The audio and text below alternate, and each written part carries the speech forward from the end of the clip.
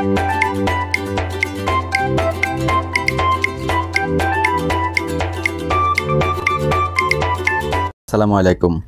আজ আমি আপনাদের সাথে শেয়ার করছি ডিম কাকরোলের হেলদি নাস্তা। এই অসাধারণ নাস্তাটি দেখতে চাইলে রেসিপিটি স্কিপ না করে কন্টিনিউ করুন। রেসিপিটি এতটাই সহজ, এতটাই সুস্বাদু, তৈরি করে না খেলে বুঝবেন না এর টেস্ট কতটা। আর ভীষণই হেলদি, সবাই তৈরি করতে পারবেন। ইজি একটি রেসিপি, দেখুন এটা কতটা পারফেক্ট। রেসিপিটি ভালো লাগলে আমার চ্যানেলকে সাবস্ক্রাইব করে নিয়মিত আমার চ্যানেলের পাশে থাকার অনুরোধ করছি। তো প্রিয় দর্শক, আর কথা না বাড়িয়ে তৈরি করছি ডিম কাকরোলের হেলদি নাস্তা। প্রিয় দর্শক, ডিম কাকরোলের হেলদি নাস্তা তৈরি করার জন্য কাকরোল লাগবে অনায়াসেই।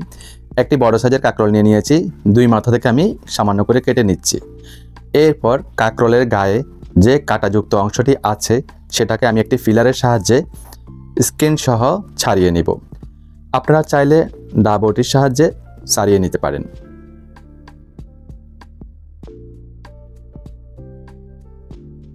এরপর আমি পানি দিয়ে ভালো করে ক্লিন করে পানি ঝরা দিয়ে নিয়ে আসব। একটি গ্রেটার নিয়ে নিয়েছি, গ্রেটারের সাহায্যে আমি কাকরোলটিকে গ্রেট করে নিব। চিকন যে ছিদ্রগুলো আছে সেগুলোর সাহায্যে গ্রেট করে নিচ্ছি আমি।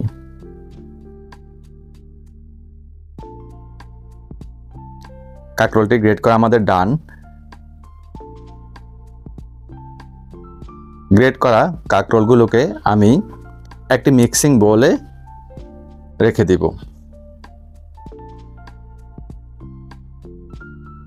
প্রিয় দর্শক, দেখতেই পাচ্ছেন একটি সবুজ ক্যাপসিকাম নিয়ে নিয়েছি ছোট সাইজের। তো ক্যাপসিকামটাকে আমি কেটে নিচ্ছি, কিভাবে কাটছি নিশ্চয়ই আপনারা দেখতে পাচ্ছেন।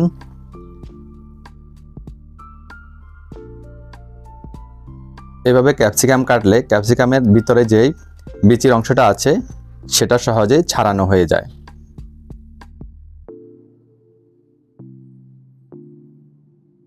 এখন আমরা ক্যাপসিকামগুলার বিচি যে সামান্য দু একটা পড়ে আছে সেটাকে ছড়িয়ে নিব। এরপর লম্বালম্বি করে ক্যাপসিকামগুলোকে কেটে নিব। প্রথমে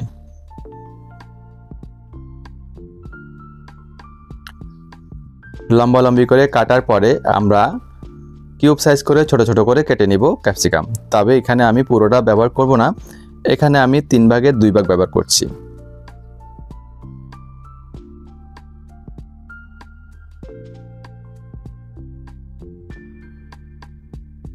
ক্যাপসিকামগুলোকে আমি একই উপায়ে মিক্সিং বোলে অ্যাড করে দিব।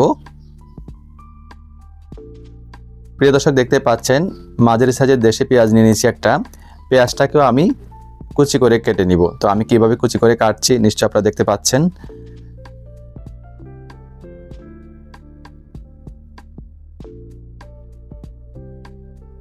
এভাবে যদি কাটি তাহলে আমরা যে নাস্তাটা রেডি করব সেটা আর ভেঙে যাবে না, আর লম্বালম্বি করে কাটলে সেটা ভেঙে যাবে। পেঁয়াজটি কাটা আমার ডান। কুচি করা পেঁয়াজগুলোকে আমি মিক্সিং বোলে অ্যাড করে দিব। প্রিয় দর্শক, এখানে অ্যাড করে দিচ্ছি হেলদি কালো গোলমরিচের গুঁড়ি, আমি ক্রাশ করে দিচ্ছি। আপনারা চাইলে শিলপাটায় বেটে দিতে পারেন কিংবা ব্লেন্ডারে গুঁড়ো করেও দিতে পারেন। আমি ব্যবহার করছি এখানে 1/4 চা চামচ। আপনাদের পছন্দ অনুযায়ী বাড়িয়ে কমিয়ে দিতে পারেন, ঝালটা আপনাদের পছন্দ মতো ব্যবহার করবেন। হিমালয়ান পিঙ্ক সল্ট দিয়ে দিচ্ছি 1/4 চা চামচ পরিমাণ।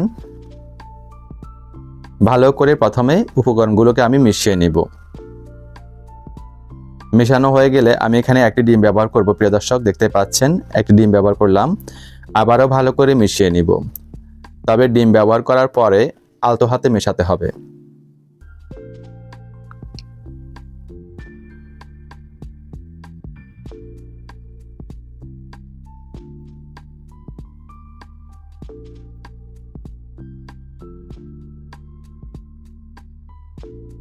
তো প্রিয় দর্শক, মেশানো ডান। আমি এখানে ব্যবহার করব কোকোনাট ফ্লাওয়ার। 2 টেবিল চামচ কোকোনাট ফ্লাওয়ার ব্যবহার করছি।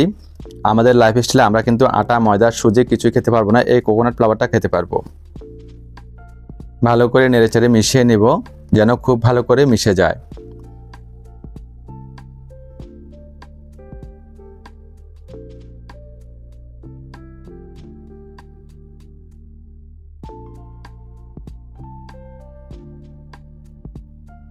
আমি নেড়েচেড়ে ভালো করে মিশিয়ে নিয়েছি।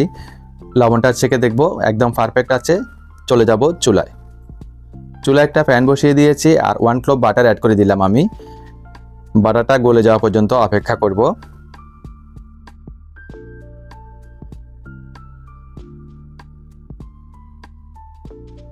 প্রিয় দর্শক, বাটারটা গলে গিয়েছে। এখন আমরা নাস্তার শেপটি দিয়ে দিব। আমি গোলাকৃতি করে দিচ্ছি,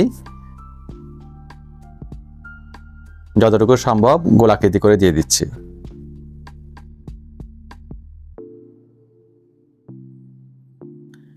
এটা ভাজতে খুব বেশি বাটার লাগবে না, আপনারা চাইলে ঘি দিয়েও ভাজতে পারেন, তবে বাটার কিংবা ঘি ব্যবহার করাই উত্তম।